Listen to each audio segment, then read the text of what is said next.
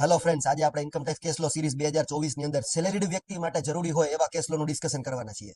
આ કેસ લો રાહુલ નામના એમ્પ્લોયની છે, જેને આઈએનએક્સ મીડિયા નામના પોતાના એમ્પ્લોયરે ટર્મિનેટ કરી દીધો હતો. એ ટર્મિનેશનના કારણે એને ઘણી બધું હેરેસમેન્ટ સહન કરવું પડ્યું. એને એ હેરેસમેન્ટ બદલ રાહુલે કોર્ટમાં કેસ ફાઇલ કર્યો હતો અને એ કેસની અંદર તેને વોલન્ટરી સેટલમેન્ટ 2 કરોડ રૂપિયા આઈએનએક્સ મીડિયા દ્વારા આપવામાં આવ્યા હતા. અને આ આઈએનએક્સ મીડિયા દ્વારા આપવામાં આવેલી અમાઉન્ટ એને એક્ઝેમ્પ્ટ તરીકે ક્લેમ કરી હતી, જેને આગળ જતા એસેસિંગ ઓફિસરે એડિશન કરી દીધું. એસેસિંગ ઓફિસરે જે એડિશન કર્યું હતું એ સીઆઈટી અપીલે પ્રોફિટ ઇન લી ઓફ સેલેરીમાં ન કન્સિડર કરી શકાય એવી રીતે કન્સિડર કરી અને આ એડિશનને ડિલીટ કરી દીધું હતું.